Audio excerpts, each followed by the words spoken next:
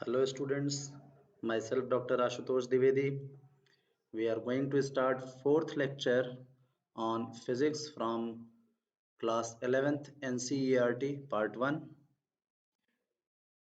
In last three lectures we had discussed the first section, what is physics, and some part of the second section, scope and excitement of physics.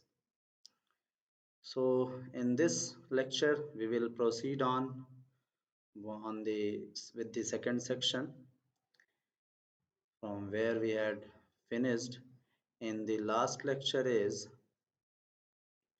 let's come to that page, scope and excitements of physics. Okay, we had already discussed up till here, and now in this lecture we will start from this paragraph. The microscopic domain of physics deals with the constitution and structure of matter at the minute scales of atoms and nuclei, and even lower scales of length, and their interaction with different probes such as electrons, photons, and other elementary particles. देखिए यहाँ पे कहा जा रहा है कि जो physics का माइक्रोस्कोपिक डोमेन है, इसके पहले हम लोगों ने देखा माइक्रो और मैक्रो का, दोनों की डेफिनेशन आपको पता है।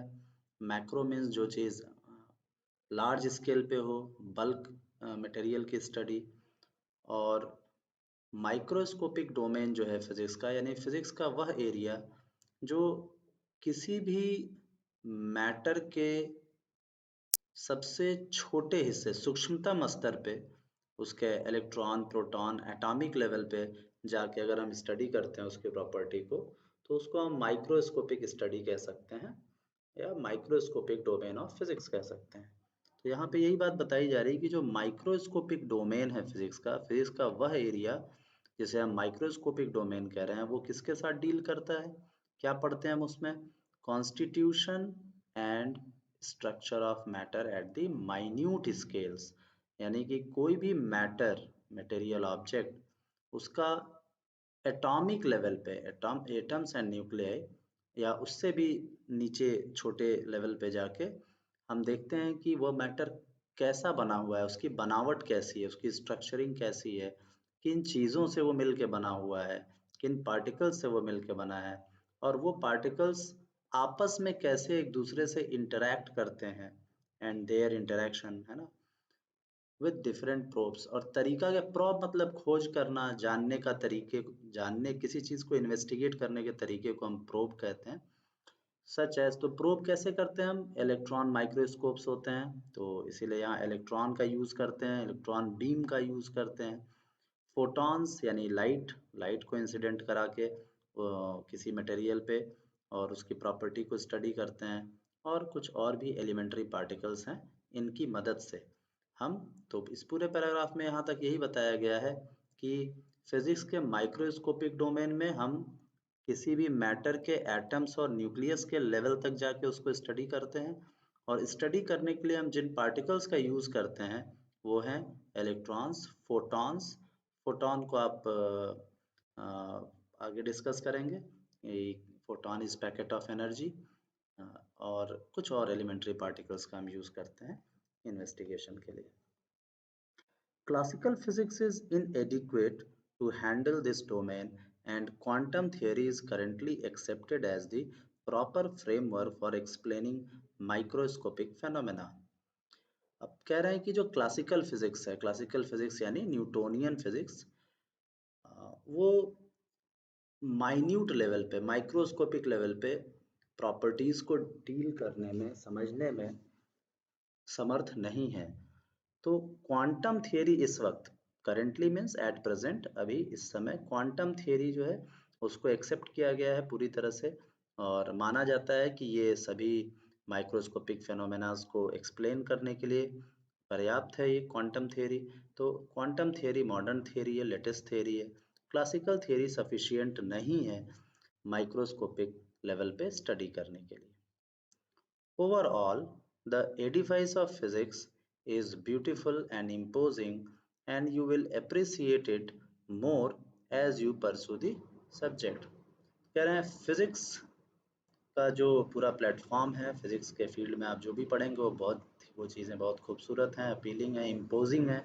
इम्पोजिंग मतलब आप जो भी पढ़ेंगे वो आपको बिल्कुल आपके मन मस्तिष्क पे छा जाएगा, है ना। ध्यान से पढ़ेंगे तो बिल्कुल ये सही बात है जो लिखा गया है।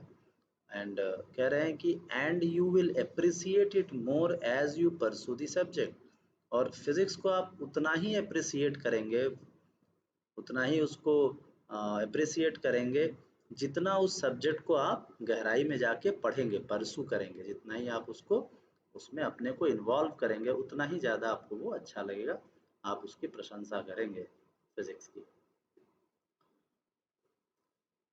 अगला paragraph, you can now see that the scope of physics is truly vast. It covers a tremendous range of magnitude of physical quantities like length, mass, time, energy, etc. कह रहा है कि इस फिजिक्स का स्कोप जो है वो really बहुत वास्ट है, बहुत बृहद है, इसका विस्तार बहुत ज़्यादा है। और बहुत ढेर सारी रेंज ऑफ फिजिकल क्वांटिटीज़ के बारे में आप इसमें पढ़ते हैं, है ना। यही बात लिखी जा रही, जैसे कि length, mass, time, energy etcetera. At one end, it studies phenomena at the very small scale of length 10 to the power minus 14 meter or even less, involving electrons, protons, etc. At the other end, it deals with astronomical phenomena at the scale of galaxies or even the entire universe, whose extent is of the order of 10 to the power 26 meter.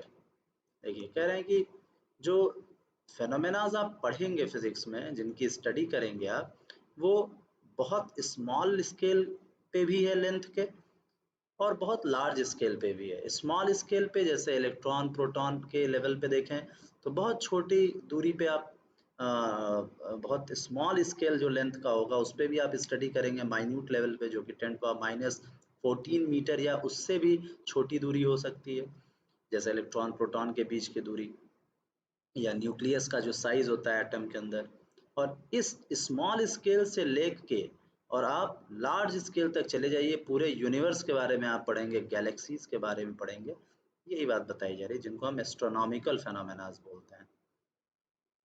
The two length scales differ by a factor of 10 to the power 40 और even more। कह रहे हैं कि जो difference अगर आप देखें तो आप जोड़ के देख सकते हैं, 10 पावर 26 यहाँ है और -14 यहाँ है।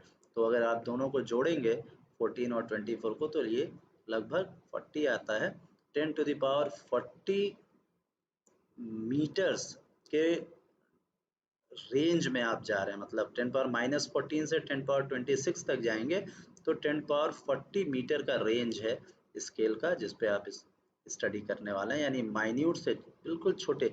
अब आप इस बात को दिमाग में फिक्स करिए कि आपको बहुत छोटे लेवल से लेके और बहुत बड़े लेवल तक, बीच में हर लेवल तक जो फेनोमेनाज होंगे उनकी स्टडी फिजिक्स में, तो आप समझ सकते हैं कि ये कितना वास्ट है। जैसा कि पहली लाइन में लिखा गया, इसके विस्तार फिजिक्स में जो भी आप टॉपिक्स पढ़ेंगे उसका विस्तार कितना ज़्यादा है, ये आप इससे समझ सकते हैं। The range of time scales can be obtained by dividing the length scale by the speed of light।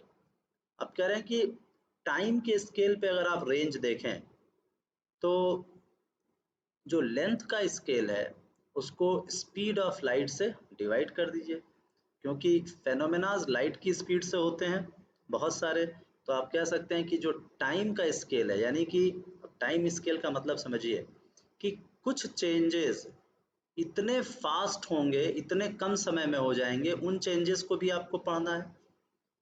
जैसा कि यहाँ स्केल दिया हुआ है 10 टू द पावर -22 सेकेंड। अब आप समझ सकते हैं ये कितना छोटा टाइम इंटरवल है।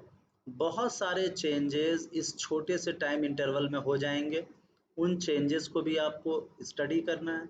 और कुछ चेंजेस बहुत ज़्यादा समय लेंगे, 10 टू द पावर -18 सेकेंड। ये इतना बड़ा चेंज है कि शायद एक व्यक्ति का लाइफ पूरा बीत जाए, ठीक है, और चेंज उसे कोई दिखाई भी ना दे, लेकिन चेंज हो रहा होगा। तो और ये छोटे टाइम स्केल पे चेंजेस ऐसे चेंजेस हैं जो इतने क्विक और फास्ट हैं, इतने कम समय में चेंज हो जाएंगे कि ये भी आपको दिखाई नहीं देगा ये चेंज हो कब गया। तो आप समझिए कि टाइम के लेवल पे छोटे से छोटे स्केल पे जो चेंज होगा और बड़े से बड़े स्केल पे जो चेंज होगा वो भी आप इसमें स्टडी करेंगे। The range of masses goes from say 10 power minus 30 kg mass of an electron to 10 power 55 kg mass of known observable universe। अब देखिए मास का रेंज देखें तो आप इतने कम मास के एक ऑब्जेक्ट को पढ़ेंगे जो लगभग मास का इलेक्ट्रॉन का मास है 10 पावर माइनस 30 kg, और एक बहुत बड़े मास पूरे यूनिवर्स का मास दिया है, पूरे यूनिवर्स की भी आप स्टडी कर रहे हैं, मास का स्केल भी बहुत बड़ा है। Terrestrial phenomena lies somewhere in the middle of this range. अब देखिए टेरेस्ट्रियल फेनोमेना वो कह रहे हैं कि ये इन दोनों ही रेंज के बीचों बीच आता है। रेंज दोनों ही रेंज मतलब चाहे वो लेंथ का रेंज हो सबसे छोटे से सबसे बड़ा उसके मध्य में, या टाइम का रेंज हो सबसे छोटे से सबसे बड़ा टाइम का रेंज उसके बीचों बीच आ जाइए, या फिर मास का रेंज हो इन किसी भी रेंज के मध्य के आसपास लगभग मिडिल में जो स्केल आता है उस स्केल पे यदि आप स्टडी करते हैं तो उसी को हम टेरेस्ट्रियल फेनोमेनास कहते हैं।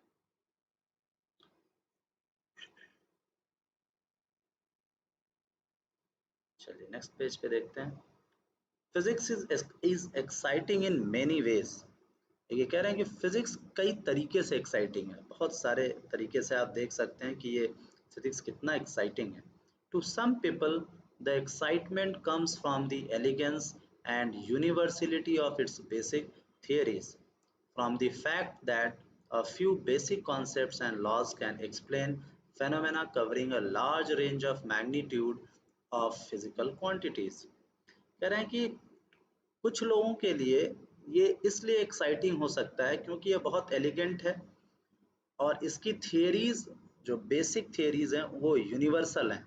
क्या मतलब हुआ इसका कि जो फिजिक्स की कुछ बेसिक थियरीज हैं, फ्यू ऑफ द थियरीज, कुछ गिनी हुई थियरीज, वो यूनिवर्स में हर जगह अप्लाई होती है। अपने आप में आप सोच के देखिए कि एक थियरी है और वो छोटे लेवल से लेके, अभी हमने स्केल देखा पिछले पैराग्राफ में, स्मॉल स्केल से लेके लार्ज स्केल तक वही एक थियरी अगर अप्लाई हो रही है तो ये अपने आप में बहुत एक्साइटिंग एक्सपीरियंस है और यही इसका एलिगेंस भी है, इसकी खूबसूरती है। From the fact that a few basic concepts and laws can explain phenomena covering a large range of magnitude of physical quantities, यही बात यहाँ कही जा रही है। ढेर सारी फिजिकल क्वांटिटीज के साथ कुछ एक फेनोमेना जो है वो डील कर लेते हैं सक्सेसफुली, ये एक एक्साइटिंग एस्पेक्ट है। टू सम अदर, कुछ अन्य लोगों के लिए क्या एक्साइटिंग हो सकता है, देखिए the challenge in carrying out imaginative new experiments to unlock the secrets of nature to verify और रिफ्यूट थियरीज इज थ्रिलिंग। कुछ लोगों के लिए एक्साइटिंग क्या हो सकता है कि कुछ नए नए एक्सपेरिमेंट्स इमेजिन करें और नेचर के अंदर जो रहस्य छुपे हुए हैं उनको ढूंढना, उन रहस्यों का रहस्योद्घाटन करना, ये भी कुछ लोगों के लिए बहुत ही एक्साइटिंग होता है। जो एग्जिस्टिंग थियरीज हैं उनको वेरीफाई करना कि एक्सपेरिमेंट करके देखते हैं जो थियरी में लिखा गया है वो सही है या नहीं, या वो गलत तो नहीं है, तो ये भी बहुत एक्साइटिंग है बहुत सारे लोगों के लिए। Applied physics is equally demanding. Application and exploitation of physical laws to make useful devices is the most interesting and exciting part and requires great ingenuity and persistence of effort। देखिए एक बहुत exciting aspect physics का क्या है, उसका applied part. Physics में जो भी थियरीज जो भी लॉज एक्सप्लोर किए गए हैं, जो प्रोपाउंडेड लॉज हैं, उनको यूज़ करके कुछ ऐसे टूल्स और डिवाइसेस बनाना जो हमारे ह्यूमन लाइफ को पूरा इजी बनाता है, कंफर्टेबल बनाता है, ये भी एक बहुत ही एक्साइटिंग पार्ट है। तो बहुत से लोग इस फील्ड में काम करना पसंद करते हैं। Next paragraph, what lies behind the phenomenal progress of physics in the last few centuries। कह रहे हैं कि पिछले कुछ सेंचुरीज में, कुछ शताब्दियों में फिजिक्स में इतना फेनोमेनल, इतना जबरदस्त ग्रोथ जो देखने लायक है, प्रोग्रेस, प्रगति कैसे हुई, क्यों हुई। Great progress usually accompanies changes in our basic perceptions। देखिए क्या कहा जा रहा है कि जो बहुत महान प्रगति होती है, ग्रेट प्रोग्रेस, वो वो अक्सर किस वजह से होती है? हमारे देखने के नज़रिया को अगर हम बदल दें, परसेप्शन, हम कैसे चीज़ों को देखते हैं, अगर इस बेसिक परसेप्शन को बदल दिया जाए, तो शायद यही बहुत बड़ा कारण बना जितनी भी प्रगति हुई। अगर आप किसी चीज़ को एक ही तरह से देख रहे हैं, तो प्रगति करने का स्कोप बहुत कम रह जाता है। जब आप अपने नज़रिया को बदल देते हैं, तो आपका स्कोप बहुत ज़्यादा बढ़ जाता है। प्रोग्रेस तभी होती है जब हम पुराने किसी अ, तरीके को देख लो, चीज़ों को देखने के पुराने तरीके को बदल के एक नए तरीके से देखते हैं, तो यही प्रगति का कारण बनता है। First, it was realized that for scientific progress, only qualitative thinking, though no doubt important, is not enough. सबसे पहले ये रियलाइज किया गया, इस बात को लोगों ने सोचा समझा कि साइंटिफिक प्रोग्रेस के लिए सिर्फ क्वालिटेटिव सोच, यानी किसी चीज़ की विशेषताओं को पढ़ना, कि किसी भी फेनोमेना को देखा और वो ऐसा क्यों है, उसकी क्वालिटेटिव थिंकिंग का मतलब है सिर्फ विशेषताओं के बारे में सोचने से, विचार करने से साइंस का प्रोग्रेस नहीं हो सकता है। ठीक है, दो no doubt it is important, जबकि कहा जा रहा है कि क्वालिटेटिव थिंकिंग इम्पॉर्टेंट है मगर वो पर्याप्त नहीं है, कि आप सिर्फ विशेषताओं को अध्ययन करते रहें और उसी पे सोचते रहें तो फिर प्रगति नहीं हो सकती है। Quantitative measurement is central to the growth of science, especially physics.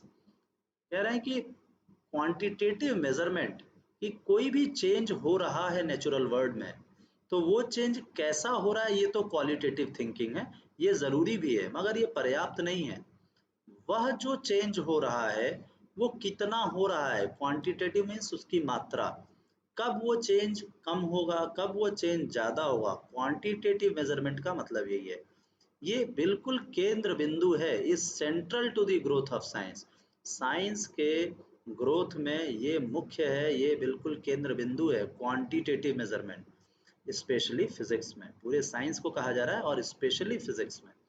Because the laws of nature happen to be expressible in precise mathematical equations.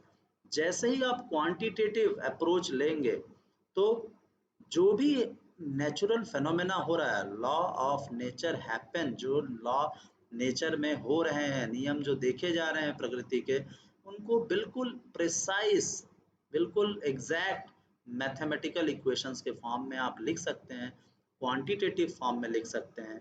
आप सिंपल सा एग्जांपल समझे, आप लिखते हैं F is equal to M A, Newton का second law, force, external force is equal to mass into acceleration. अब ये exact quantitative relation है, मास पता हो आपको ऑब्जेक्ट का, एक्सेलरेशन कितना हो रहा है पता चल जाए, तो मास और एक्सेलरेशन को मल्टीप्लाई करके आप एग्जैक्ट फोर्स कितने न्यूटन का लगाया गया ये पता कर सकते हैं। तो ये क्वांटिटेटिव एस्पेक्ट है। क्वालिटेटिव एस्पेक्ट इसमें सिर्फ इतना है कि मास एक ऑब्जेक्ट था, उस पर फोर्स लगा और एक्सेलरेशन प्रोड्यूस हुआ, मगर कितना हुआ इसके लिए क्वांटिटेटिव इक्वेशंस का होना जरूरी है। तो ये तो पहली बात, फर्स्ट पहली बात की गई कि क्वालिटेटिव के साथ क्वांटिटेटिव जरूरी है। The second most important insight was that the basic laws of physics are universal. और दूसरा जो सबसे इम्पॉर्टेंट बात थी, गहराई में देखें तो, कि फिजिक्स के लॉज जो हैं, बेसिक लॉज जो हैं, वो बिल्कुल यूनिवर्सल हैं, यानी वो हर जगह पूरे यूनिवर्स में अप्लाई होते हैं। ये एक बहुत इंपॉर्टेंट बात थी। The same laws apply in widely different context, यही बात आगे लिखी गई है। यूनिवर्सल का मतलब क्या है, कि वही एक लॉ, सेम लॉ, बिल्कुल अलग अलग डिफरेंट परिस्थितियों में लगता हुआ दिखता है, अप्लाई होता है। और लास्टली दो बातें हो गई थी, फर्स्ट क्वालिटेटिव के साथ क्वांटिटेटिव ज़रूरी है, सेकंड कि फिजिक्स के लॉज यूनिवर्सल हैं, हर जगह अप्लाई होते हैं। लास्टली अब अंतिम बात क्या कह रहे हैं, ये सारी बातें साइंस के प्रोग्रेस को लेके हो रही, कि साइंस का प्रोग्रेस कुछ सेंचुरीज में क्यों हुआ इतना ज़्यादा, ये चेंजेस आए, ये पहला, दूसरा और तीसरा। The the strategy of approximation turned out to be very successful. हाँ, तीसरी बात क्या थी कि अप्रोक्सीमेशन, यानी एग्जैक्ट कोई चीज ना भी पता चले, अप्रॉक्सीमेट अगर हम चीज़ों को कैलकुलेट कर लेते हैं तो ये बड़ा यूज़फुल इंफॉर्मेशन मिलता है इससे हमें। तो अप्रॉक्सीमेशन का जो तरीका था, एग्जैक्टनेस के लगभग करीब हम पहुंच गए कैलकुलेशन से, क्वांटिटेटिव अप्रोच से। ये एक सफलता का बहुत बड़ा कारण था साइंस की प्रगति में। Most observed phenomena in daily life are rather complicated manifestations of the basic laws। कह रहे हैं कि डेली लाइफ में जो आप बहुत ही जटिल टाइप के फेनोमेनास को देखते हैं, कॉम्प्लिकेटेड चीज़ों को ऑब्जर्व करते हैं, वो बेसिकली जो फिजिक्स के फंडामेंटल बेसिक लॉज हैं उन्हीं का मैनिफेस्टेशन होता है, उन्हीं का बदला हुआ स्वरूप होता है। बस स्वरूप उसका बदल जाने की वजह से वो कॉम्प्लिकेटेड हो जाता है। लॉज तो बहुत सिंपल से ही होते हैं। तो ये एक खास बात यहाँ पे है। Scientists recognize the importance of extracting the essential features of a phenomena from its less significant aspects।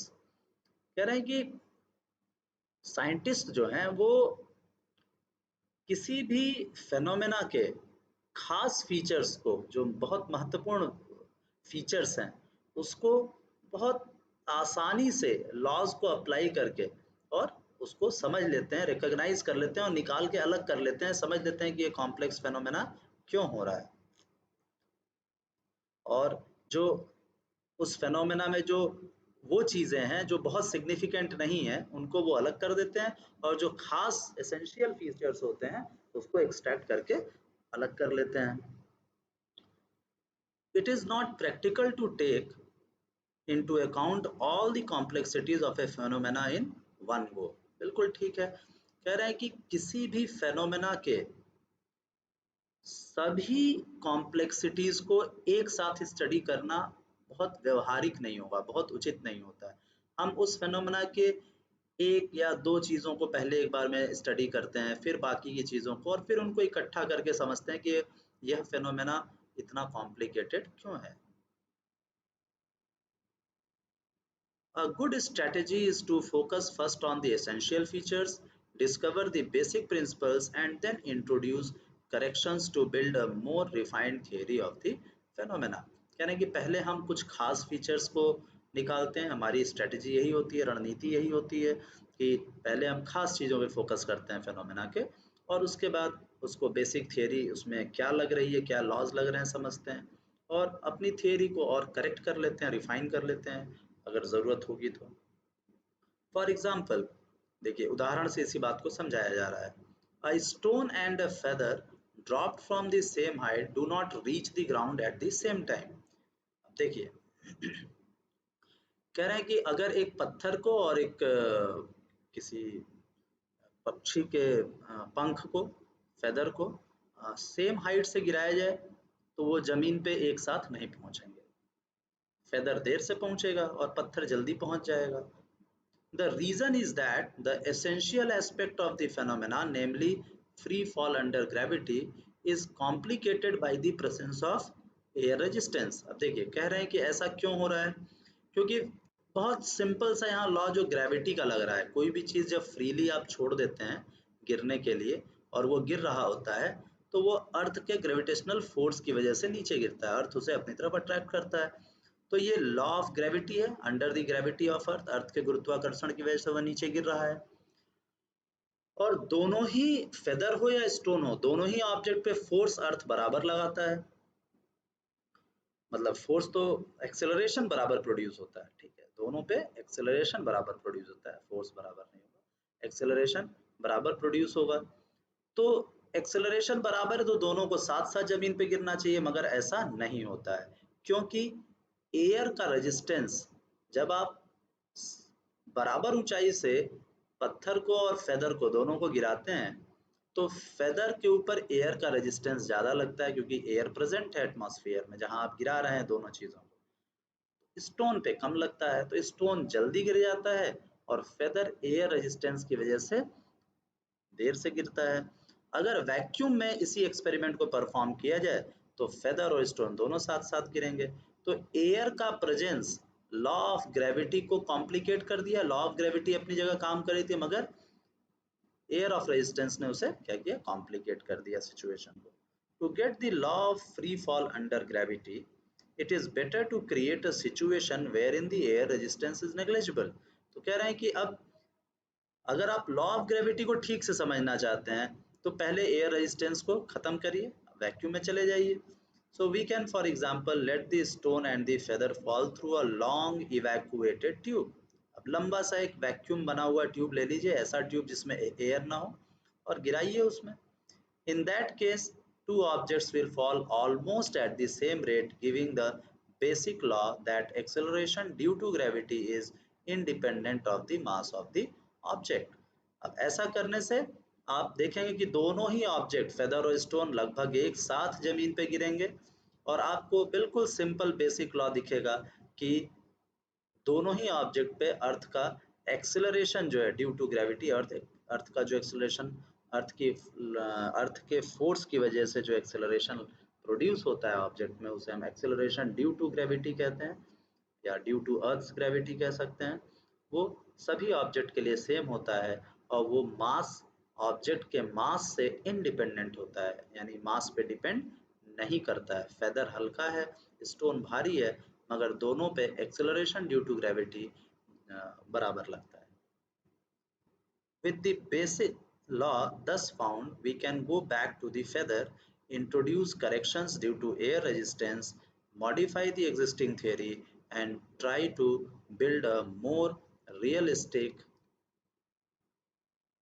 next page पे चलते हैं, try to build a more realistic theory of objects falling to the earth under gravity. तो कह रहे हैं कि अब जब लॉ ऑफ ग्रेविटी फिक्स हो गया कि दोनों पे सेम है, तो फेदर के केस में वो देर से क्यों गिर रहा था जब एयर में गिराया जा रहा था, इस बात को संशोधन करने के लिए अब फेदर के लिए एक अलग इक्वेशन अगर बनाना है, तो लॉ ऑफ ग्रेविटी तो वही रहेगी, एक्स्ट्रा आप क्या इंट्रोड्यूस करेंगे, क्या करेक्शन करेंगे, एयर रेजिस्टेंस की वजह से जो फोर्स लग रहा है उसको एक अलग फेनोमेना की तरह पढ़ेंगे, और उसको भी जब फोर्स ऑफ ग्रेविटी के साथ आप इंट्रोड्यूस करेंगे तो फाइनली आप फेदर के मोशन को भी स्टडी कर सकते हैं एयर के प्रेजेंस में. तो एयर का प्रेजेंस जो कॉम्प्लिकेशन कर रहा था वो एक दूसरा एस्पेक्ट था, और अर्थ की ग्रेविटी एक दूसरा एस्पेक्ट था. तो यही बात कही जा रही कि पहले हम एक एस्पेक्ट को पढ़ते हैं, जैसे अर्थ के ग्रेविटी को पढ़ा, फिर दूसरे एस्पेक्ट एयर के रेजिस्टेंस को पढ़ा, और दोनों को मिला दिया तो एक कॉम्प्लिकेटेड सिचुएशन को आप बेहतर तरीके से समझ सकते हैं. इसी के साथ ये लेक्चर समाप्त करते हैं. See you in the next lecture. Thank you.